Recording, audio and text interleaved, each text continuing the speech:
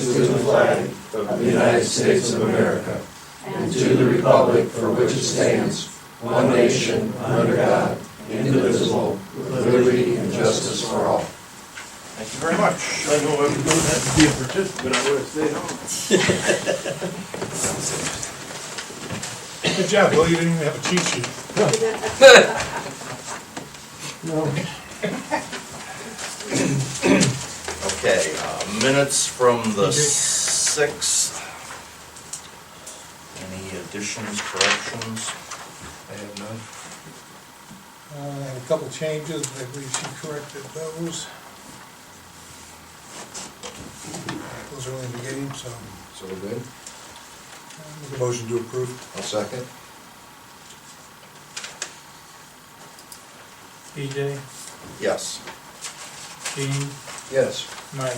Yes. Okay, as we just mentioned a second ago, Rachel Formica from the engineer's office is here tonight, and we have some resolutions. The resolution to order the asphalt resurfacing of various roads, and then the cover sheet as well for that same project. I brought the original cover sheet that I would like to take with me, and then I printed off a few copies of this too. If you've got one and you guys want to sign that, as long as I have a copy of it, good to go. You need it tonight or? You can we scan sign it it and now? email it over to me. Yeah, we gotta adopt the resolution. Okay. That's absolutely fine. And we're at, Yes, this is just the original, and I need to take this one back with me. If you guys want to sign that and keep that as your copy, it's fine.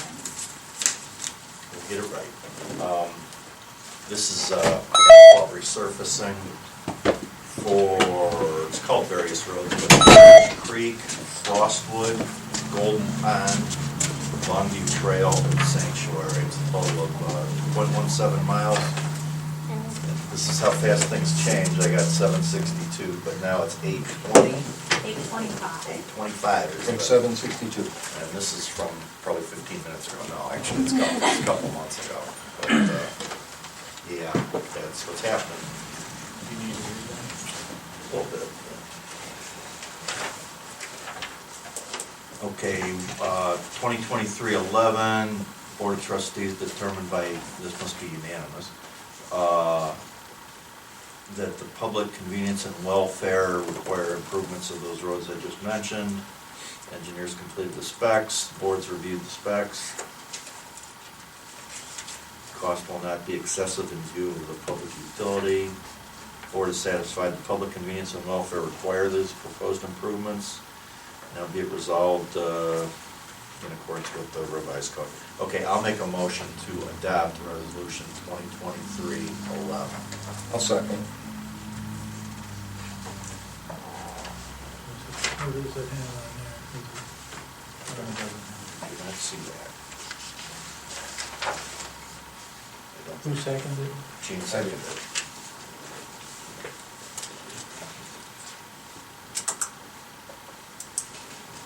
PJ, I vote yes. Gene, Yes. Mike. Yes.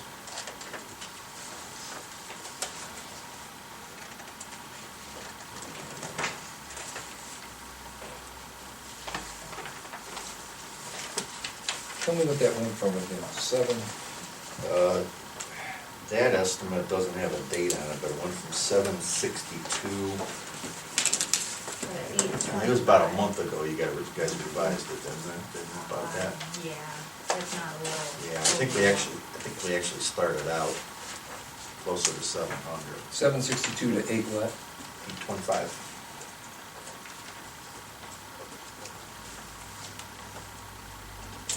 And that'll be published in this Thursday's paper.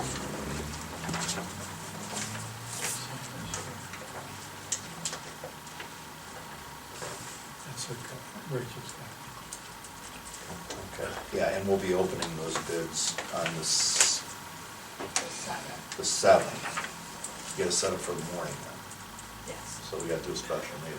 No, we don't. No, we don't. That's We just right. need one Me of and you Dan, guys here, like we did last year. Yeah, that's right. Either Shane or myself or somebody else will definitely be there.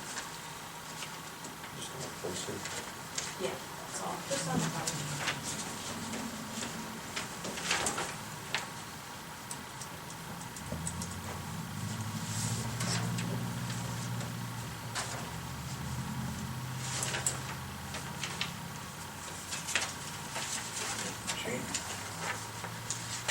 Two sheets.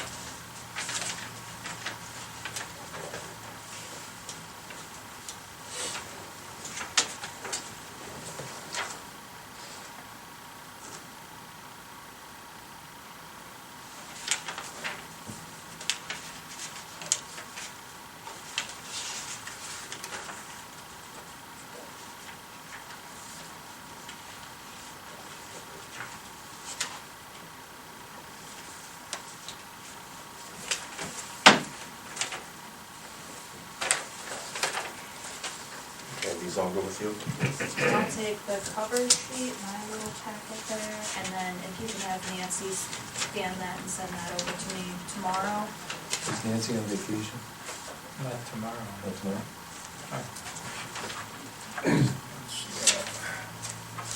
Alrighty, No, she starts next week on Okay. vacation, so.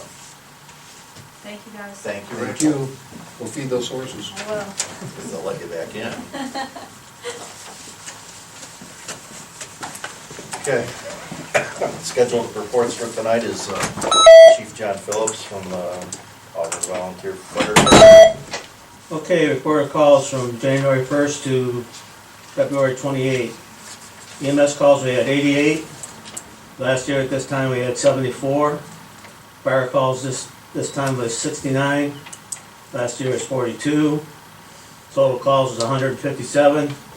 Last year was 116. Mutual aid given was 16. Last year was 26. Mutual aid received was 5. Last year was 7. Total transports of EMS is 69, last year was 50. Total non-transports was 26, last year was 26. Total transfers to other agencies is 0, last year was 1, for a total of patients of 95, last year was 77. We had 5 double calls at the same time, and 2 triple and 1 quadruple, for a total of 8. 16 the total this year to date. That gives us about 24.84%. Any questions? Also, on Sunday, March 12th at 8:17 a.m., it was reported structure building fire at 10835 Washington Street. Reported active fire through the roof with explosions inside the building. Building was totaled. However, we were able to save the house that was only 30 feet away. So that was a pretty good fire to work with. The Chief, second- where was that fire? Right down the street over the hill, Here. to the south. Because that Sunday, I came up Munn to go to the pancake breakfast. I could see a fire truck shooting water on a hose, and the fire wasn't there. What was that? Emptying the truck. What were they? Emptying the truck after the fire, man. No, we were probably just cooling it down. Cooling What down? time, what time are you coming up there? I don't know, 10 o'clock. No, we were still there. Well, like I said, I know what I saw. I saw a fire truck. I saw just shooting, and that was way far away from the fire, so I'm just wondering what I saw. That's probably before we had mutual aid responding. It was Okay. at 8:17 is when we got the call. Okay. But we had quite a few departments, in fact, we closed down Washington Street between mine and, Yeah. I saw I that. heard that on the radio. so. Well, it was closed when I came back from the pancake breakfast. So. Also, a second and third medical call came in during the progression of the fire at 8:27. We had a second call for a residential rescue at 18011 St. James Place. 60-year-old female fell and broke her arm. At 1:10 p.m., while still cleaning up and investigating the fire, we had a third call at 16590 Munn Road. Possible heart attack, 88-year-old female with chest pain and difficulty breathing. So we were quite busy that day.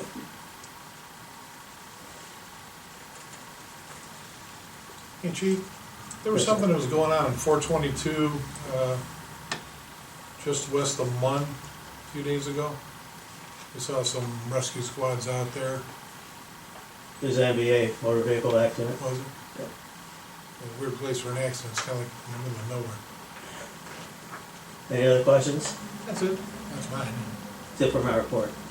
Any questions from the public for Chief?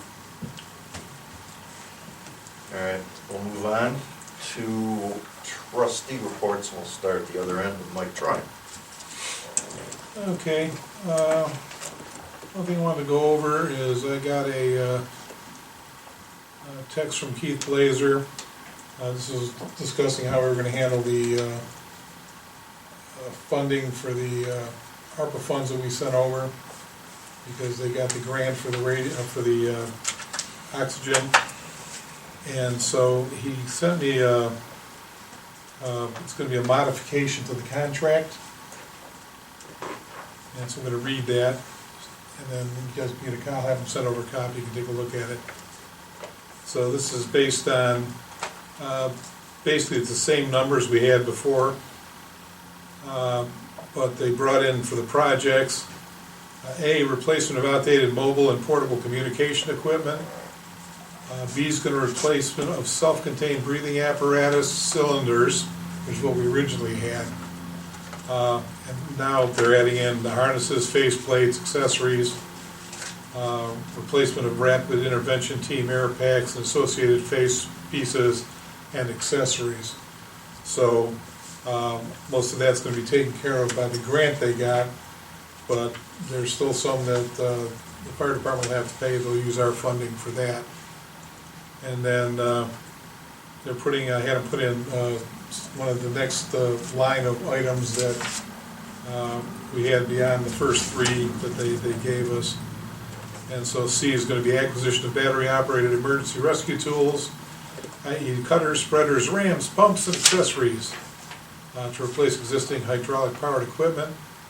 And then D is the updating the fire department turnout gear ensembles to current standards, which was the one we had in there. And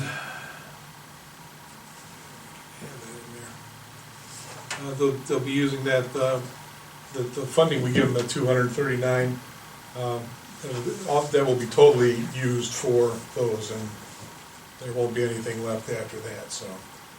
Because before, if we'd left it alone, they would have had the, kind of the rollover, that's why we didn't give them the check. So, unless anybody has a problem with that, or wants any additional clarification, but it's just, expanding the project so we don't have to like cut short to 239, it's okay, give us back $20,000. Yeah, I don't know, I just discussed some other issue with Chrissy Ryan today.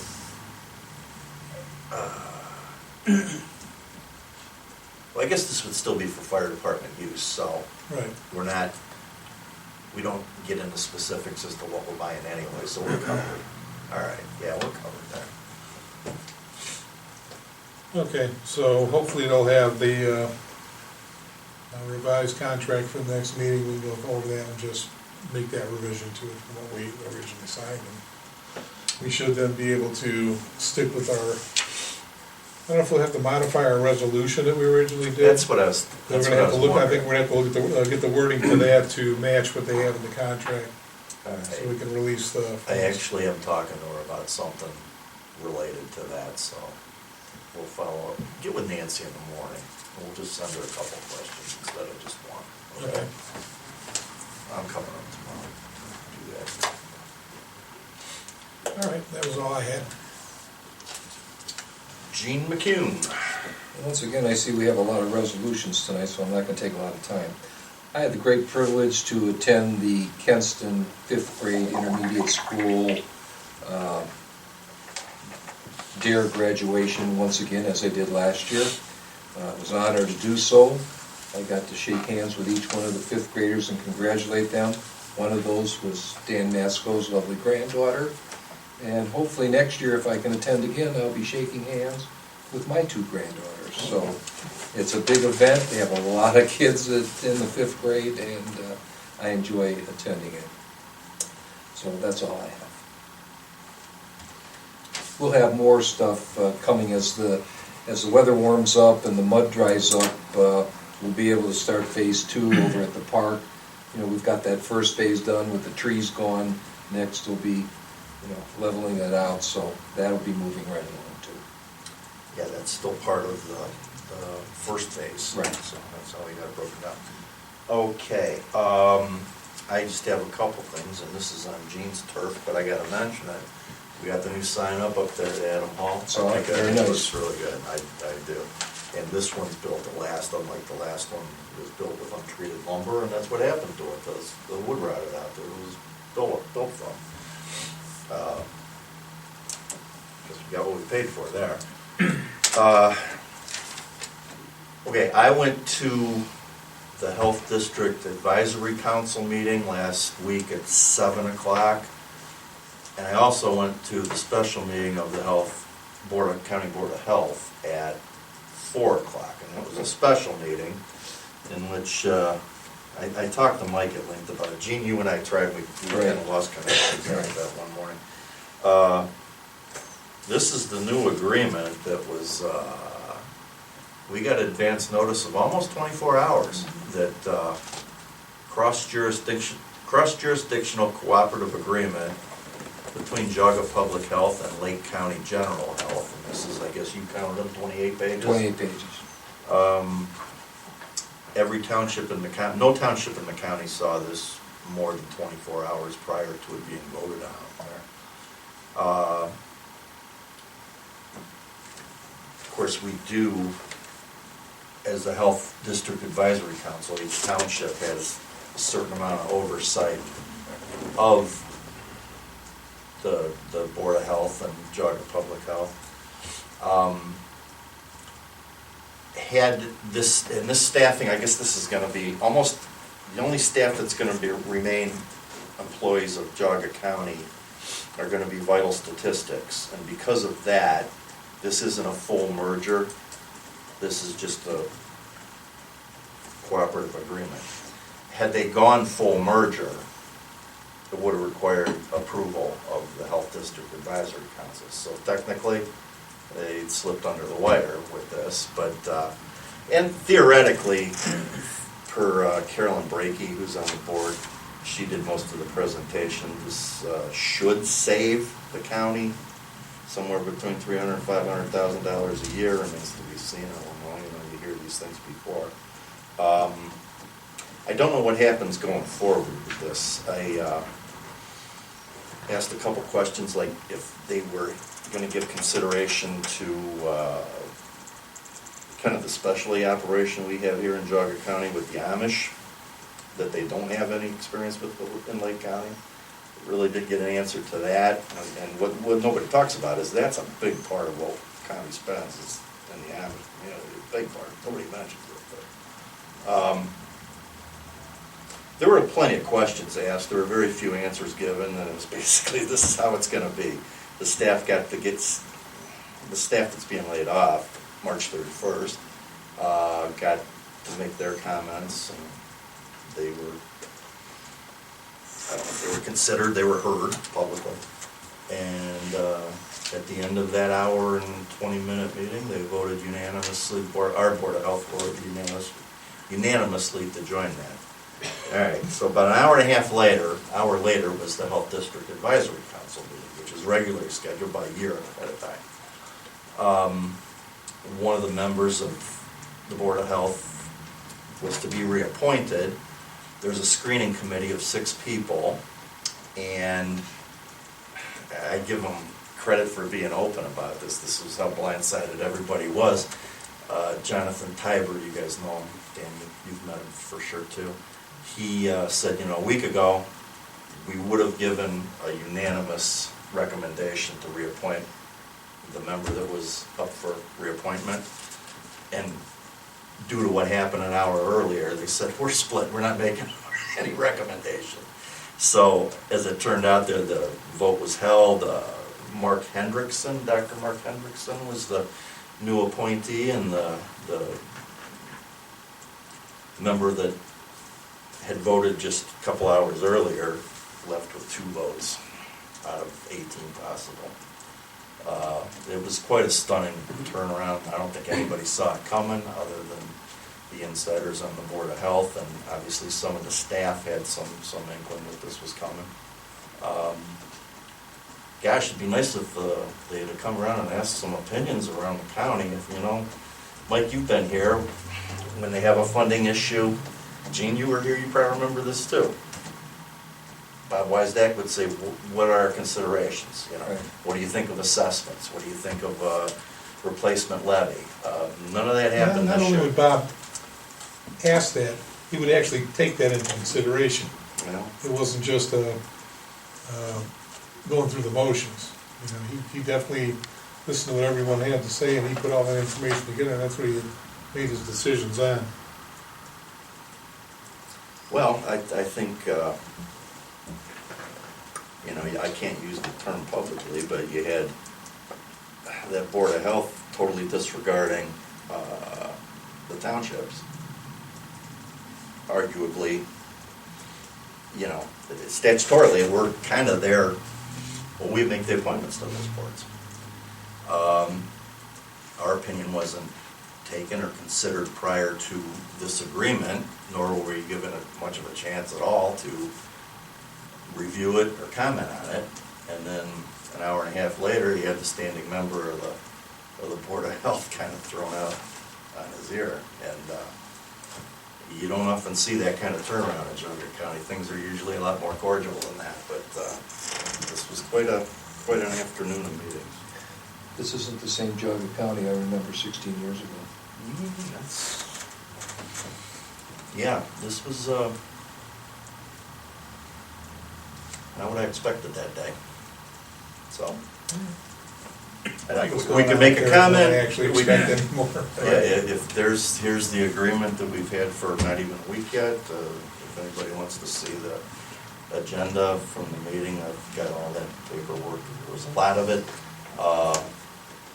But yeah, it's something I wanted to report on, but something that we were not giving any opportunity to comment on. What did Tigers say? Mike Brown said a lot. And well, John Tiber said, you know, had we known this was coming, it would have been part of the interview process for sure of the screening committee. That didn't happen. The 6 people that formed the screening committee were ready to endorse the member, you know, Rich Brown at the time, unanimously, and I'm sure he would have been reappointed. But when all this broke, like it did last minute, Tiber said, we don't have a recommendation, we're split 2-2 and 2. And that kind of opened it up to, They could do what they want. yeah, you know, the committee was gonna do whatever it wanted, yeah. And the vote wasn't close. Mr. Hendrickson got a clear majority, and another candidate got some votes, and the member that was part of the cross-jurisdictional cooperative agreement got 2 votes. That's all I have. It was more than enough, PJ. That was enough that day, yeah. Yeah, all right, so we've got some media here tonight, and, well, Dan, I wasn't in the office when they stepped in, so you just want to give some facts, and then we'll go from there. Yeah, we had a visit from the,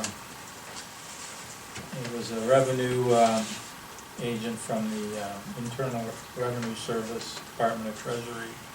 Stopped in on Wednesday of last week to notify us of some delinquent taxes going back to 2020 and 2021 that weren't paid, and there were unanswered notices. And so he decided to come in person, and he interviewed, since I was the only official in the office, they interviewed me and presented me with a final notice and a bill of $25,945.81, which $22,417.23 was back delinquent taxes, and the remainder was penalty and interest. They also gave us notice of, we could appeal if we wanted, and after consulting with the county prosecutor and a tax attorney, it was advised to just pay it. Would be the easiest thing to do. It was withholdings, the money was there. The money was there. It was Yeah, just, well, I mean, we're not contesting the legitimacy of it, it was just a clerical error. I have a question. Did this person say that we were notified of those delinquencies by certified mail? And he didn't say how. He didn't say how? No, he just said it was, we were notified and then never responded. Okay, let me say something and then lead up to a question to discuss. When I was elected in this last term, the same week I was elected, I got a call from Columbus that Fred was delinquent in reports to Columbus and whatever. When I asked the board if anybody else was aware of that, we said no. And I'm trying to think why I was, called 1 week into my term that this was happening and nobody else knew about it. I say that because I'm wondering, and I know it's a lot of paperwork, but let's just say that we were notified by certified letter or email or any other kinds. The only person who got that was the person who didn't respond to it. yes. So my question is, should we not all be, even though we're not fiscal officers, should we not all be getting things that come into this office that pertain to Auburn Township, where somebody would have known in 2020 that he was delinquent in all these things, where he filed in some and didn't pay, he paid some and didn't file? I mean, Dan has done, and Joni Windale have done a yeoman's job trying to catch us up. And the only person that actually knows why those things were done is Fred, who's no longer with us.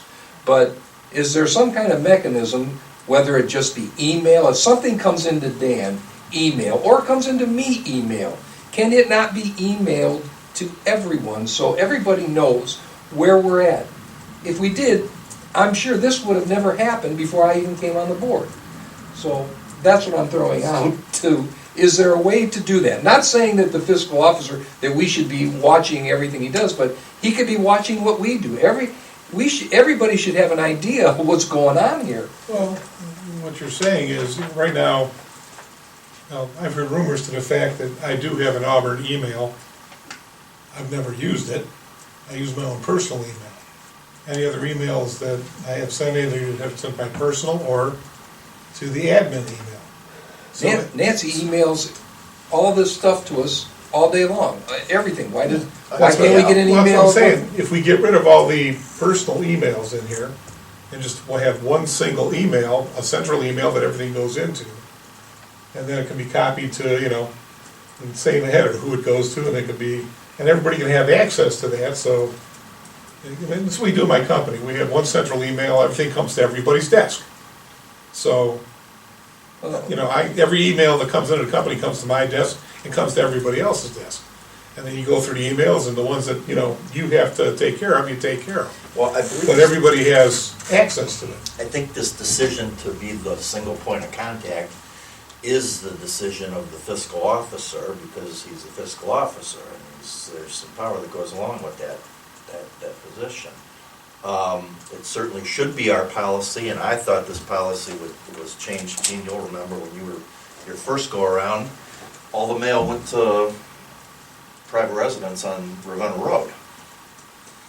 And that was, as this building was getting finished up here at the clerk's office, and following when Denny Square started, this became the central And last time office. Gene was here, email hadn't been invented yet, so it wasn't really a big issue. But all correspondence. What is that email? All the correspondence mail, It's just Pony Express. yeah, smoke signals, they all went through. Well, you know what, my it neighbor's worked, it house on worked. Ravenna Road. And then when this office got finished, when this building got finished, Denny was the next, Denny Squire moved all the operations up here, all the mail and everything. I remember all that. Electronically, did we? I don't know if change that that's, policy as a change? No, but yeah, it needs to, administration did not get that.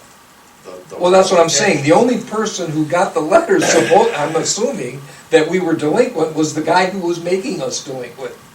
Yes, but the fiscal officer set up the point of contact. Now, Dan, going forward, I don't think you would want that. Is that really a fiscal officer, or can it not be a policy of the Board of Auburn Township? I mean, and I want to make it clear, I'm not saying we need to watch It the can fiscal absolutely be a officer, policy. but I'm saying, had we done something different, we wouldn't be in the Well, the Yeah, only thing I it can can think of, emergency that we're in. if they were to do an official notification, it wouldn't be through email. They would send a registered letter. We didn't get one. We didn't get one. We did not get that. And even if we got a registered letter, who's gonna get that? The person happens to be there when the mail carrier comes.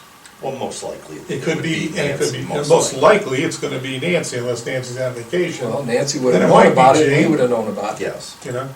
Or it could be, when they're cleaning the office, the, cleaning person would grab it. It's gonna be whoever's there. Again, if everything comes, like you're suggesting, if everything comes into one email and we all have access to it, that's not really stepping on the toes of the fiscal officer. That's something that the whole board, he would have access to everything that we get. A lot of it is just mail you're gonna delete because it doesn't pertain to you, but at least you're getting to see it.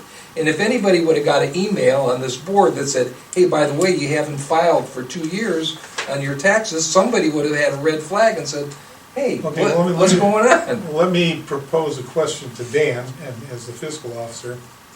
Are there any email communications that you have coming to the fiscal officer email, or whether it's in your name or fiscal officer, that could be considered privileged information that couldn't go out to the general, Yeah, The general who? I get, the other employees who have access to the emails coming in?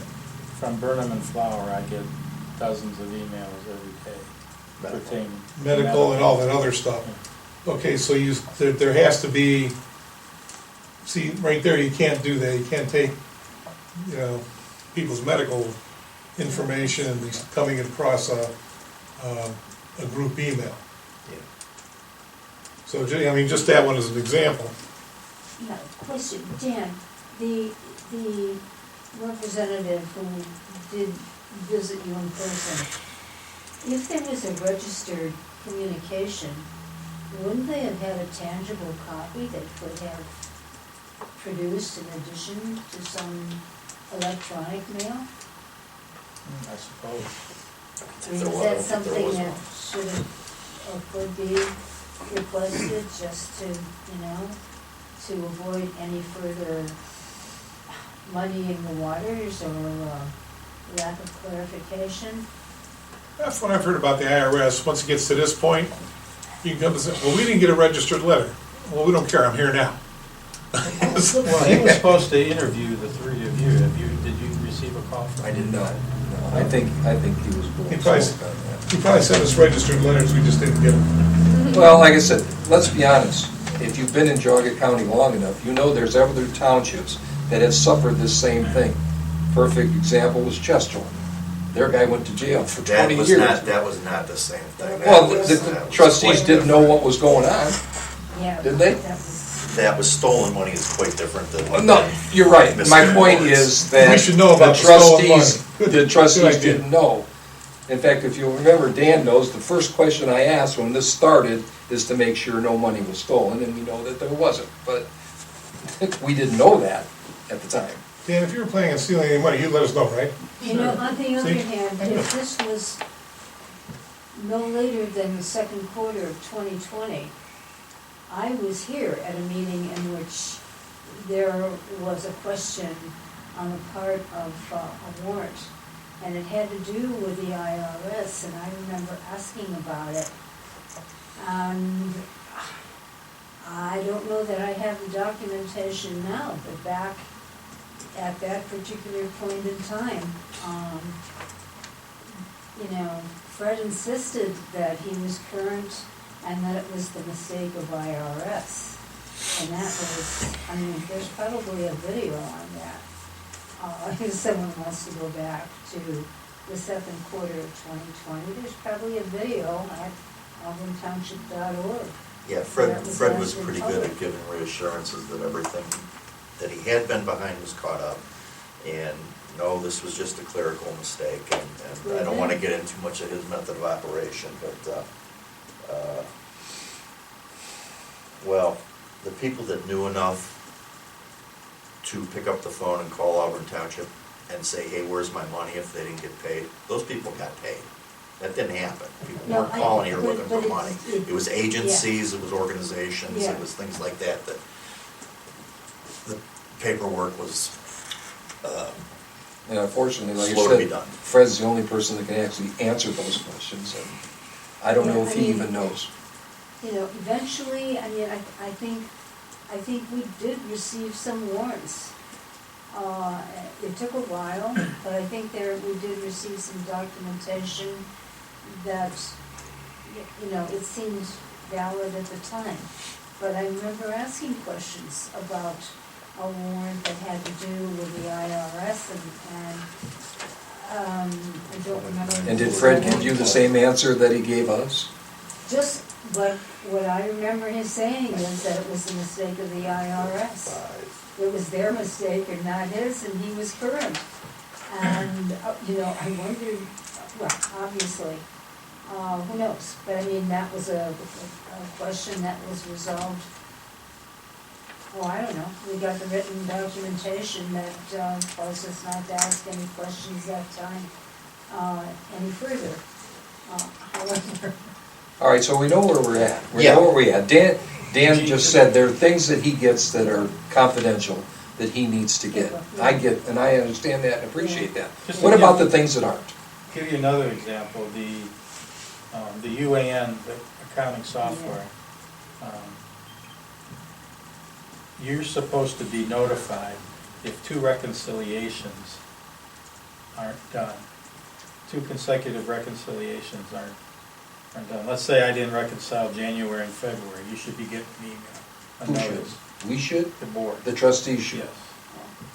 But guess who checks the box to send that email? The fiscal officer. Guess what box wasn't checked? Well, you would think maybe in Columbus, You would because think. there have been other situations throughout the state like You would this, think. that somebody hasn't corrected this for us at the state level. Well, So where do we go from here with that? I mean, I don't want to go through something like this again. Well, I think, you know, this is something, we might be able to get help from the Ohio Township Association. I would think. We should bring it up at the quarterly dinner. Well, yeah, we could just, you know, send them, you know, just a generic question here. How do we make sure that, you know, know everything that's, you know, and they, you know, they may have come across this issue already. What are other townships doing? Yeah, so I think that'd be a good place to start. We pay our membership dues, and they have a pretty good staff for researching that type of thing. So I think that might be a good starting point. Yeah, I think the OTA, Ohio Township Association, would be a good resource on this. You know, they're completely separate job descriptions, and I'm sure fiscal office comes I with some understand powers that. that we Well, don't have, like I and said, vice you know, versa. But I just wonder why, you know, I don't want to say Fred, but the fiscal officer has to go before the budget commission couple times a year. You know, we've got things to file with the auditor's office. If you don't want to deal with his trustees, you should have to deal with the county auditor. So why is there an option on there, that box to be checked for notifications? Is anybody beyond the trustees or no? No. And that's another perfect example. Like I said, 1 week as a trustee, I get a call from a guy in Columbus that says things hadn't been filed. I'm the only guy that knows that. Nobody in Chardon knows that. I mean, obviously they don't get notified. And again, what I'm bringing up is, you're right, maybe there's the OTA and Yeah. that maybe we need to all work out this, because I know we're not the only township that's ever had this problem, and we're not gonna be the only township in the future that had this problem, but there ought to be a way to correct it at some point. Well, there was a hole in communications. It may or may not have been deliberate. I don't know. I'm not going to analyze the previous fiscal officer. But we got an issue right now that we are in arrears. The IRS has notified us of $25,945.81, is that correct, Dan? So I'm gonna make a motion that we issue that payment to the IRS and get that behind us, and then we can do policy procedures Well, after that. I will say this before I second that motion, not only should we pay that money because we owe it, we should also go contact Otarma and have them go after our past fiscal officer to collect the penalty fees. I would support you on that, but that's a separate motion. That's second. Yeah, I would support you on that. but Would you that's a make that different motion after we do this I will, motion? I will. I'll second it. Well, no, we got one on the table now, so. Yeah, I'll second your motion. Okay. You make the simplest thing sound so confusing. That's my nature. My wife says the same thing. PJ, I vote yes. Gene, Yes. Mike. Yes. All right, so fiscal office is bonded, it's a bonded position, so I think we'd be kind of negligent to not at least look into what McKeon was just talking about here. I think that's, there's no reason not to. See, when he's mad, he calls me McHugh. He gets that? I call you worse than that, actually. Do you want to handle this as a single entity for this particular IRS issue? Or you want to fill in some Well, blanks or with you all wanna- other stuff? well, You want to do an all-encompassing bulk of every Absolutely. penalty we've ever? Absolutely. As Dan and I, from the beginning, when I realized Fred was doing this and we were checking, I told Fred and Joni, as they were working, to keep a list of everything we were, Dan, I'm sorry, everything we were behind on, to keep where we got penalized, a penalty because he was late, to keep those figures so we can go after him on all the penalties that we've incurred for everything that he didn't do. And I believe we can, since Otarma is our Yeah. insurance company, they're the people who can do it. There is a bond, there is a bond on that position. I don't know personally where that comes, but there is a bond that's for these type of, Well, I think if you would simply so. close your statement by saying, and that's my motion, you can get a second and we go on with our lives. That's my motion. Okay, I'll second that. PJ, Yes. Gene, Yes. Mike. Yes. I think this is gonna See, involve some listen, some contact with the county prosecutor's office on this too. Yeah. If we go real fast, I think we're not doing our job. We gotta take more time. Well, because we're slow to think you're just. I know. seeing Or it. that too.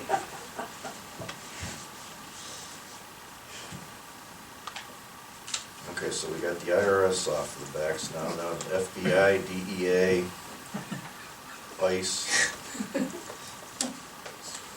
get that on my- Dan, you want to give us the details on the raid portion of it?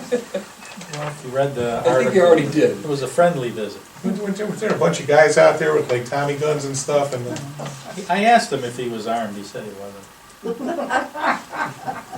He had a nice you bag. didn't throw them out after that? No. He could have been my grandson. Oh, that's even worse. You are a bit lying. Get out of here. Well, we're on to your report now, so, On what? we're on to your Oh, report. okay. All right, we got a payment listing you should have copies of for the month of March. I issued warrants totaling $576,263.38. As I get more into the software and get some of these things behind me, I'll try to come up with some additional management reports. One thing I did, you have in front of you an ARPA fund spending plan. Just trying to keep track of the monies that we got and how we're spending it. I created this spreadsheet, and you'll see that July 30th of '21, we got $340,021.94 from what's it, the American Recovery Act, whatever. On March 7th of '22, we got $1,357.44. In July 12th of '22, we got the remainder, $341,379.39. So that brought the total receipts from the government, $682,758.77. We, our first use of that money was in September of last year for a fence, a wrought iron fence around the cemetery for $34,233. We then purchased the Western Star truck chassis for $114,514. That was in January. Our last meeting, we paid for the part of phase 1 of the parking lot removal under resolution 2023-06. That was the dash tree for removing some trees. Yet to be completed in phase 1 is an additional $15,000 to clear the parking lot. And then this meeting, we paid the cable communications for the wiring of the box and everything for the new server and all that. That totaled $4,800 some cents. And that's all part of resolution 2023-08. And then the fire department, then the additional completion of the upgrade was additional $33,000 and some change. And then the $239,689.87, which we talked about with the fire department, that will bring the after we issue those payments, that will bring the then there's phase 2 and 3 of the parking lot, which we haven't really committed to yet, but Those are estimates too. Those are estimates. That's the intention, still is. so all things considered, that would leave us with a balance of $167,438.01. We got 3 years to spend it.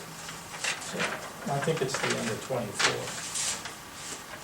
I don't know, I can double check. But I just thought I'd put this together so I could track it better. Yeah, and thank you, Dan, we were kind of talking around this at the last meeting, and that's enough money for, that'll handle a significant emergency, or Gene, if you want your pickleball courts, so. I have some other ideas Oh, for really? savings. So thank you, Dan, that's a good account. Appreciate it.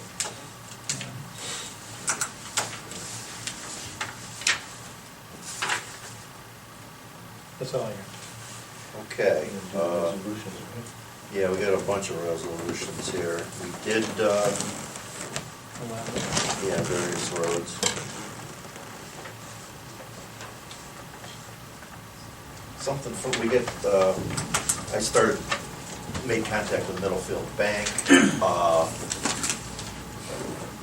This is for, as we discussed at the last meeting, we got a rate of 4.68% and a 5-year term to finance the build-out of the Western Star truck that's in the garage there now. We're waiting on parts. This is, actually, we ordered all this stuff when John Everett was still on the board. That's how things are going these days. We're hoping to get, this is the bed, the plow, spreader, everything that you need to plow snow with, and your work truck.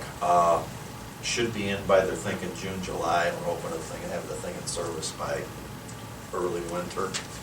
That's, we got our fingers crossed. But in the meantime, we generally would finance the entire purchase, but we paid for the truck, cab and chassis through ARPA, so we're only financing this, the build out, which came to $102,860. We made motion to do that at the last meeting, and Dan dispatched me to go to Middlefield and get the paperwork started, and they've sent us a resolution, so. So the Board of Trustees of Auburn Township met in regular session on 20th day of March, 2023. E.J. Kavanaugh, Mike Tryon, Eugene McEwen, Be it resolved by the Board of Trustees of Auburn Township, Geauga County, that in order to purchase a 2023 Western Star truck from Jetco Truck Equipment, the township authorizes Patrick J. Kavanaugh, trustee, and fiscal officer Daniel J. Masco to obtain a loan with the Middlefield Banking Company in the amount of $102,860.00. Okay, that's not right, because that's for the equipment to outfit that Western Star. And he knows that.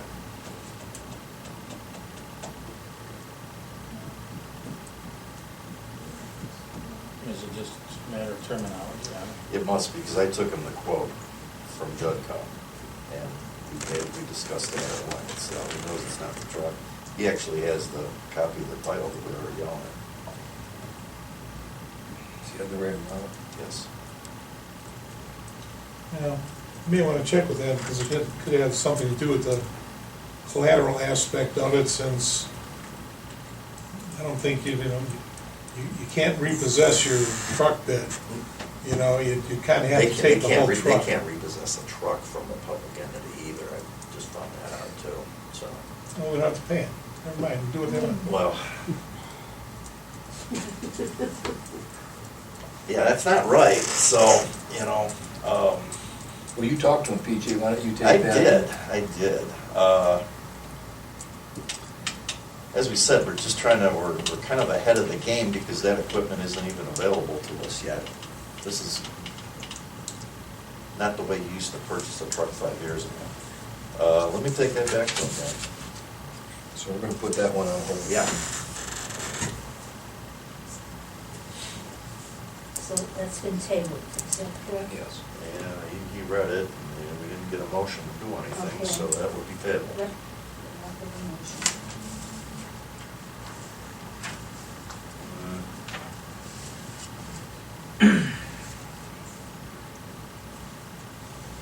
Got a resolution for appropriations? Yep. Okay, the Board of Trustees, Auburn Township, Geauga County, Ohio, amend regular session, Wednesday, March 2023. All right, be it resolved by the Board of Trustees of Auburn Township, Geauga County, Ohio, that to provide for the current expenses and other expenditures of said Board of Trustees during the fiscal year ending December 31st, 2023, the following sums are hereby set aside and appropriated for the several purposes for which expenditures are to be made for and during said fiscal year as shown on the attached spreadsheets, totaling $5,283,915.15.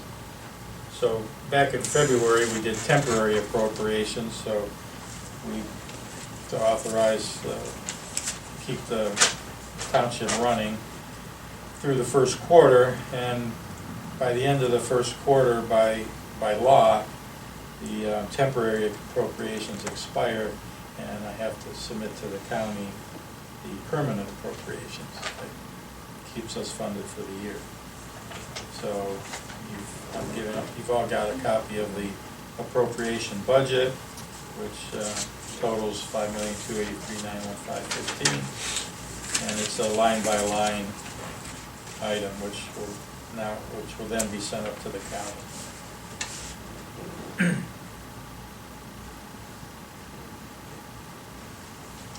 So, we need a motion to adopt this resolution.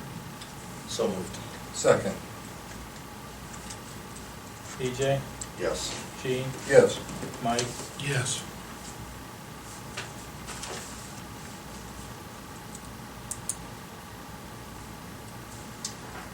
Okay, last meeting, we made a motion and sent a notification up to the prosecutor's office that we were looking for prosecutor action on a couple of cases. Prosecutor let us know they wanted more specifics, so we have that resolution here as well. We need a resolution to send stuff to the prosecutor's office? That's how she wants it now, yeah, she let us know that a month ago.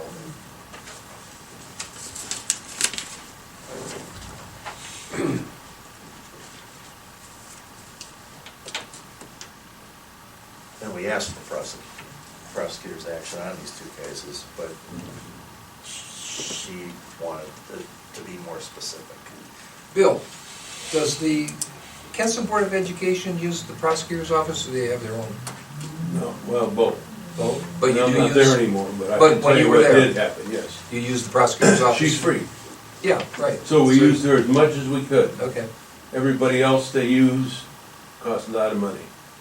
okay, But the prosecutor won't do everything right. that the school has going. I only asked because I went to a board meeting the other day, because my granddaughters were there, and so was Dan's. But they were talking about a situation where they were hiring outside legal, and I was just Blew wondering. a couple $100,000 for nothing. Yeah, if you guys have access also to the county prosecutor's office. Yeah, Okay, I heard a lot about that, but they use that whenever possible. okay. But again, a lot of times the county prosecutors will say, no, we don't wanna touch that, so we spend the big money. Okay. The particular case that preceded the two that are going forward now did involve an outside prosecutor. You're talking about the high school? What are you talking No, I'm not talking Princeton, I'm talking about the short-term rentals, and that was the case noted as, the residential case. And you've caught me when my memory is down, but, yeah, the one that was represented by. That's probably good for us, huh? Yeah, whatever. All I'm saying is that wound up being represented by an outside attorney Through our from North insurance Canton, company. I believe. Through our insurance company. Yeah, so I would be curious to find out how much that actually, that particular, those couple of cases that involved that one resident, I would be curious to find out what the total cost of that outside prosecutor was. They got a real reputation for being, they were experts in this particular area with residents who didn't abide by local zoning, or who were outside local zoning. Just curious, for those of us who don't like to learn about. Well, we local zoning. write the checks to our insurance company, and that's who they So recommend. that went through It Vernon did. Flowers? It went through our insurance, yeah. Okay. Yeah, they pay for the attorney, we pay like a deductible. Well, yeah. Thank you. So, well, if they, if they find out, whatever the case is, it could be any type of case, Yeah, if there's something that could be coming on them that they could potentially have expenses or have to pay something on, yeah, then they will automatically, turn around, they will turn around, they'll send in an attorney. yeah. Yeah, Curious. And it's not an option, like, hey, you guys want it? No, we're sending one in. They're like that, they like to cover their own interests, I don't know why.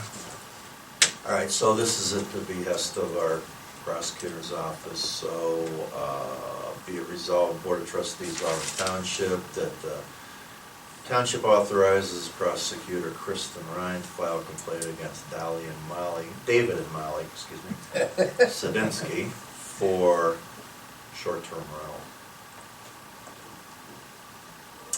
I will make the motion. I'll second. DJ, Yes. Gene, Yes. Mike. Yes. These people know already one case like that?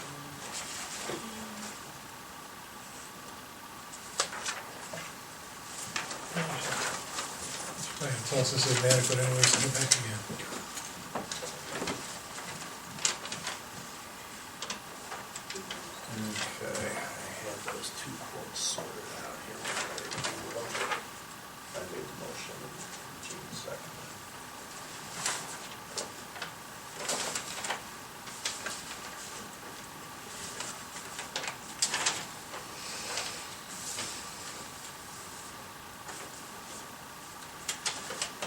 We have quotes to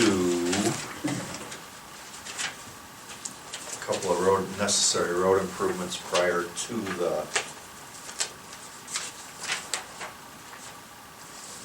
resurfacing of Bridge Creek Trail. I'm looking for them, I saw them. One's from Kodash and one's from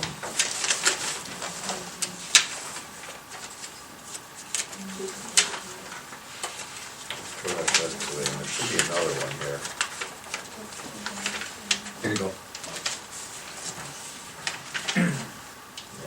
no, there's another one, there's two. This is the smaller one, and the other one's like 30,000, I saw it. There she is. Grade line. These are two separate culverts on Ridge Creek Trail. One of them, I believe, is a 40-inch culvert, and the other one's quite a bit smaller. This is 24. So we're gonna do these separately. Rachel Formica, who was here earlier, helped us coordinate with these contractors to get these quotes. So the first one, the biggest one, is culvert at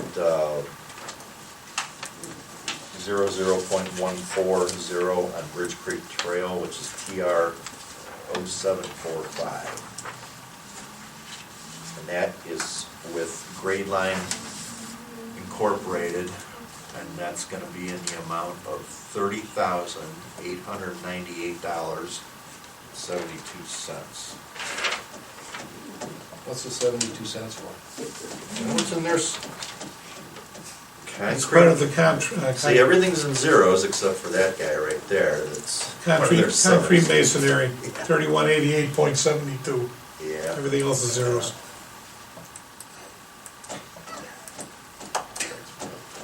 Okay. All right, I'll make the motion to go with Grade Line on that culvert, that description. Second. EJ, Yes. Gene, Yes. Mike, Yes. I feel like Pam's like telling my wife a joke, and it's like, water ain't the bother.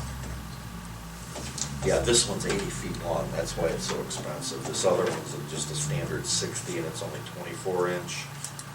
And we have a quote from Kodash Excavating out of Manaway.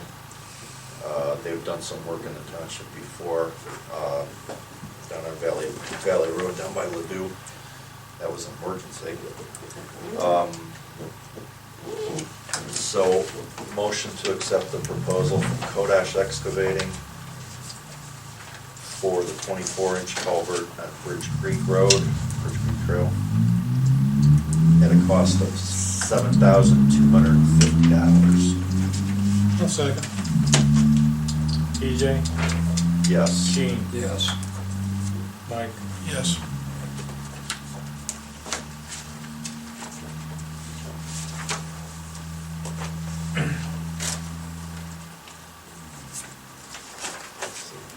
You were around back signing that, sure.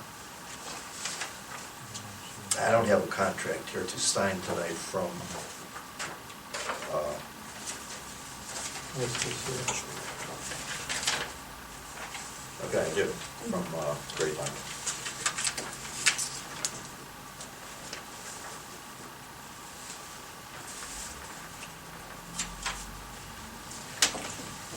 Okay, I think that